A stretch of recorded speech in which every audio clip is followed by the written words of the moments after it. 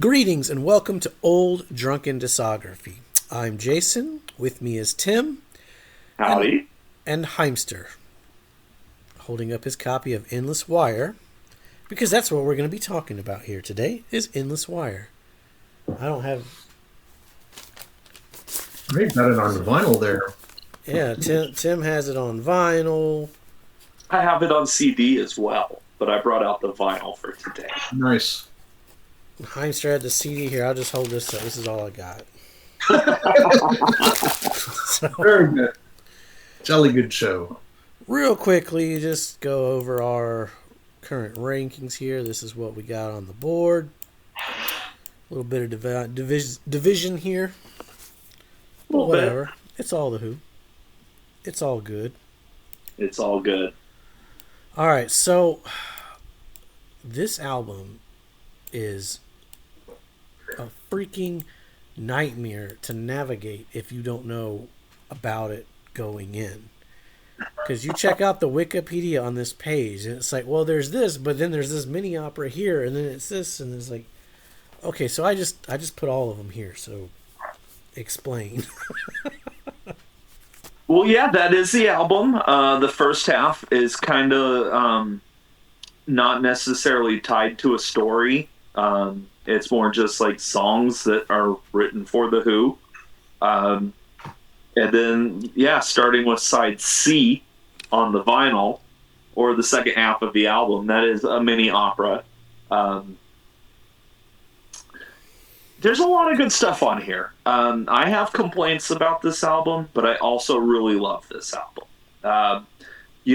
Being way too young to care about a release of It's Hard in 1982, this was really like my first Who album that I got to get excited about. And I did. Because by the time this came out, I was already knee-deep into the discography and knew it was for me. So when the Who got back together and did live shows and stuff, Entwistle was always involved. And at some point in the late 90s, early 2000s, they also got Zach Starkey on drums, Ringo Starr's son, who received his first drum set from Uncle Keith Moon, who was Ringo's best friend at the time. So Zach... He still plays with them now, right? Don't they? He still plays with them, yeah.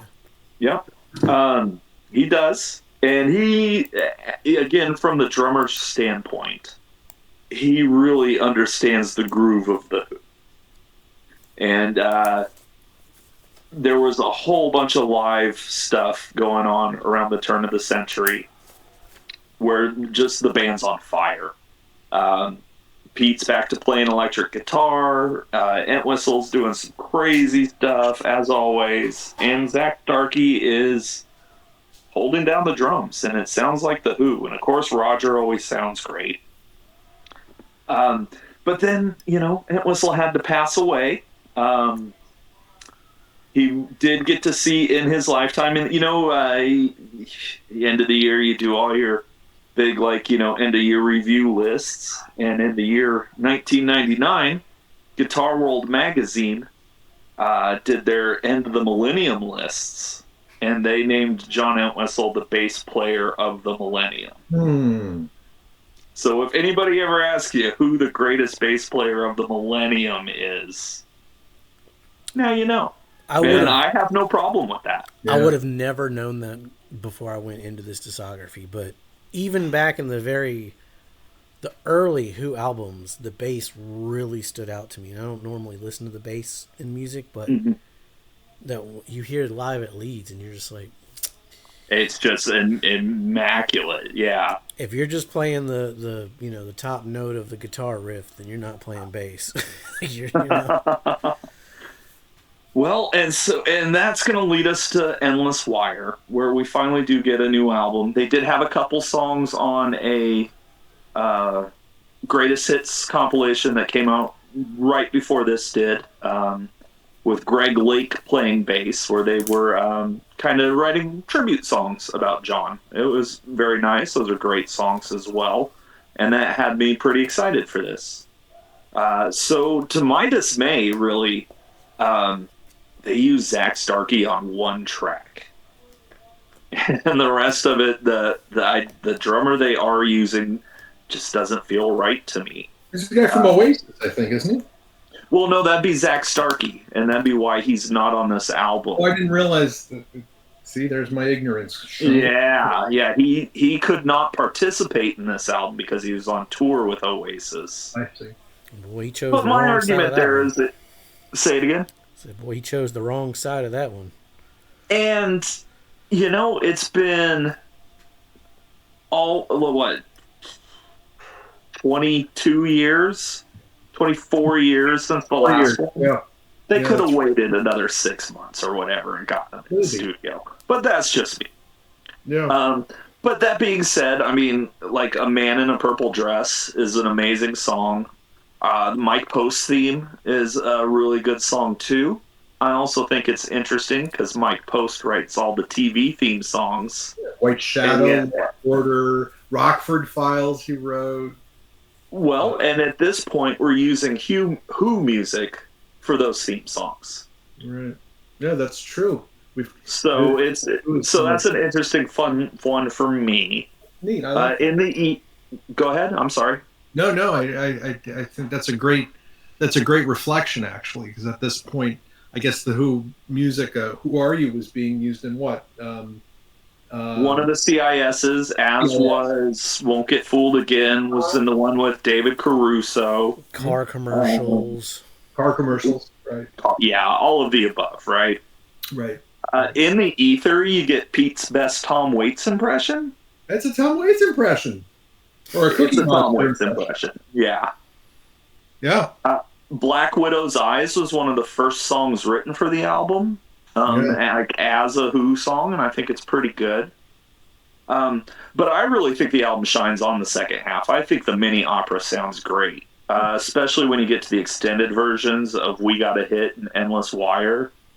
In the mini opera, they feel a little short to me, but the extended versions feel like real songs, and they're some of Pete's best. So here we are, 60 years into it. Just still killing it. But Tea and Theater is another great song. It's a sound round. It's a great song. Let me ask you, was the intro to Fragments of Fragments supposed to sound like Baba O'Reilly?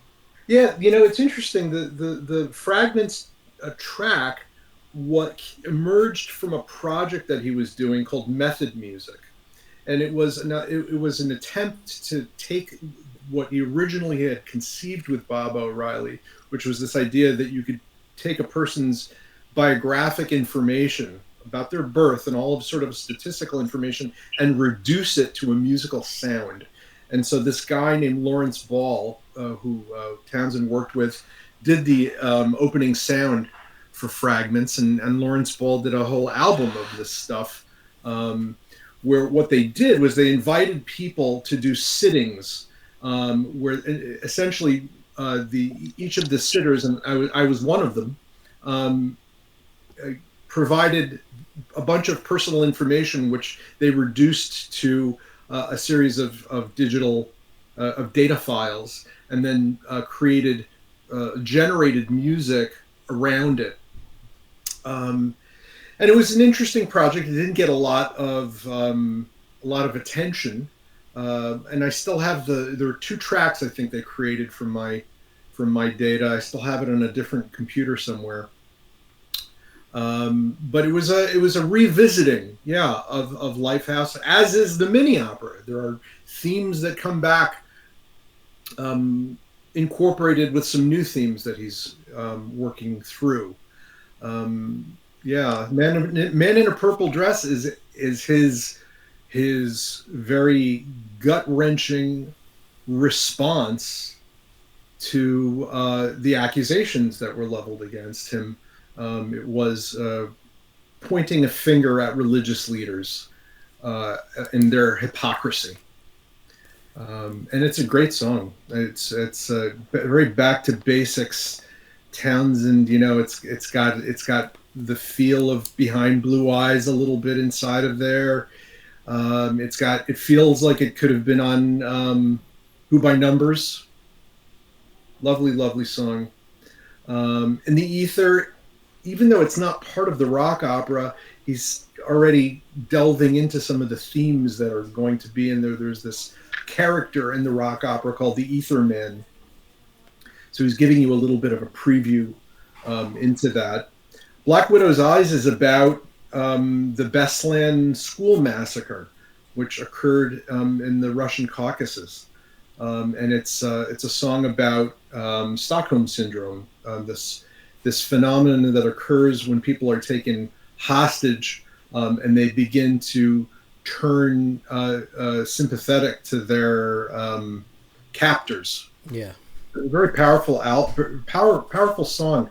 At the time that they were touring this, my dad had just passed away, so I was in mourning, and I gave my ticket I sold my ticket to this woman, and she said, "Wow, you should have been there for Black Widow's Eyes." She said it was incredible, very, very emotional.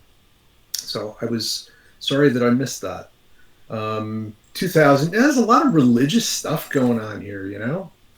Really fascinating 2,000 years. Marty Robbins too. You know, there's the instrumental to Marty Robbins he did on his Scoop 3 album. So we got a taste of, so fans got a taste of what that song sounded like a couple of years prior. It's Not Enough. Yeah, so it's Not Enough and You Stand By Me seem to be connected narratively. It's Not Enough is Roger. It feels like singing back to Pete, like, whatever I do for you, it's not enough. And You Stand By Me is Pete talking to Roger saying, you know, when I'm crying, you stand by me. When I'm dying, you stand by me. So there's a lovely little conversation taking place between those two pieces. And then, of course, this whole mini opera, the Wire and Glass mini opera, which I think is checkered. I think there are some really great parts to it. I love the title track, Endless Wire. I think there's some reaching that he does here, both vocally and in his material and in the lyrical material, which is just a little bit of a reach. And it's interesting to see him experimenting. But I think at the end of the day, he probably could have left some of these tracks off the album, and it would have been stronger without them. Mine also has something called the bonus DVD, Live at Lyon, where they do some hits. Just a DVD of them doing some hits. I was in the Who fan club at the time, so I got this this version that had the DVD included with it. It was also the Best Buy exclusive, which is where I got my copy of it. Oh, okay. Right, I remember they partnered with Best Buy for that. Yeah. Right. Yeah. They Made My Dream Come True is really powerful. It's an ode to the kids who died at Cincinnati. People died where I performed.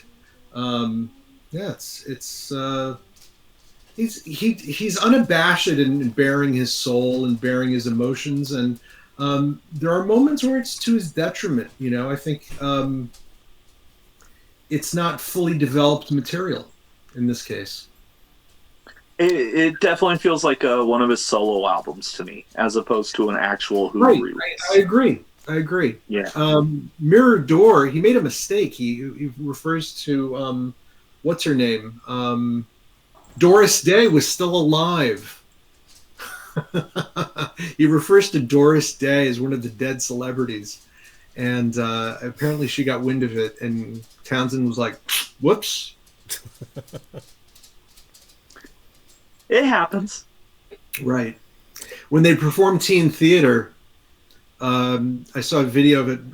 Daltrey brings out a mug of tea. Of course. Yeah. I will say that the production of this record was phenomenal. Yeah, it's The quite good. sound of this record was amazing. Yeah, Yeah. absolutely. Though I don't know, this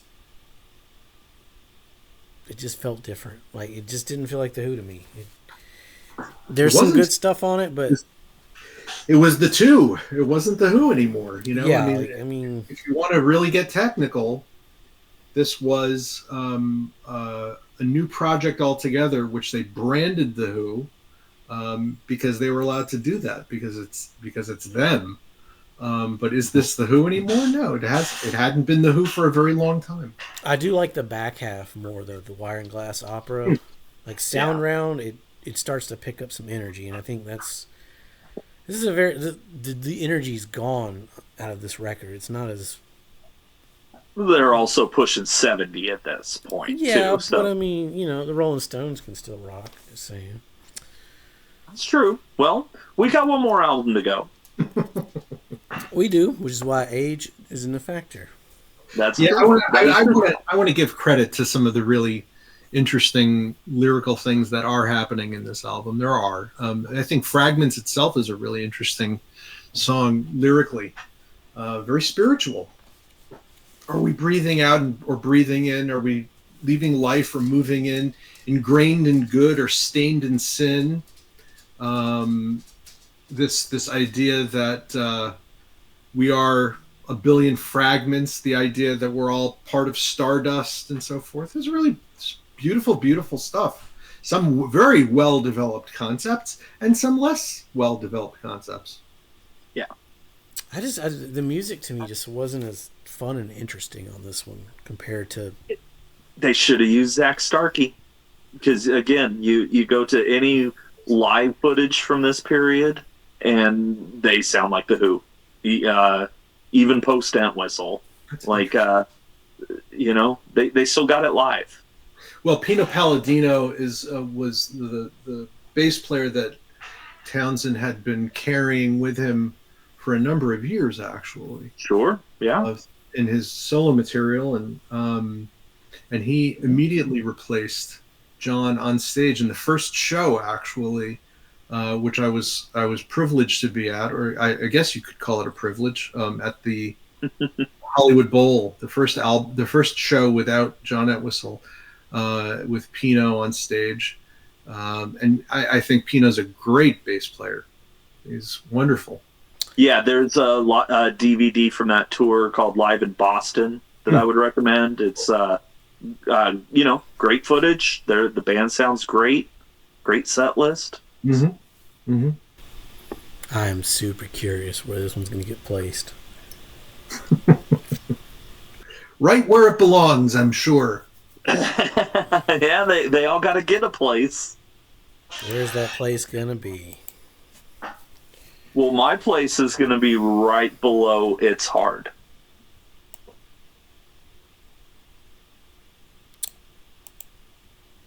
Interesting. I'm going to put it. I like it better than Face Dances. Wow. But some of the stuff on It's Hard, especially that back half of that record, is better than Endless as a whole. Okay. Endless does have some good stuff on it. I mean, I kind of skipped over It definitely my notes, does. but like Unholy Trinity is great. Got a little banjo on it. Yes, there really are. There's a lot of more than just redeeming material on the album. Yeah, it's not a bad record. I'm not saying it's a bad record at all. No. I looked up who Mike Post was. Yeah. Yeah, the title track is great. Piano flourishes and shit. Daltrey reveals a little bit of discomfort or a lack of familiarity with some of the lyrics that he's singing. It's as if he was looking at them for the first time, and they just took the take and put it on the album. And I think one of the reviewers in Rolling Stone points it out. The Rolling Stone review of the album was titled "We've Got a Hit, comma maybe." I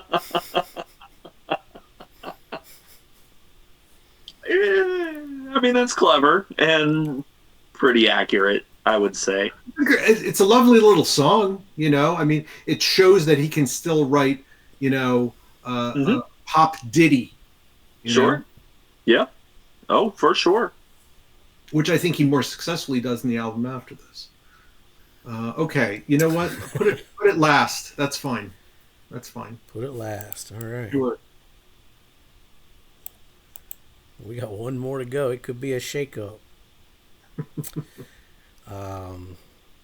Yeah. Anybody else got anything to add about Endless before we go? No, definitely. It's definitely worth a listen, and it is enjoyable. But definitely don't start here. No, I wouldn't start here at all. Yeah. Like, subscribe. Check out the playlist below. Check out all the links below. Hit us up on Discord. All you young punks out there that know how to use Discord. If you're old and don't, there's a Facebook link down there too. Check it out. Yeah. Be safe. Make good decisions. And enjoy the opera.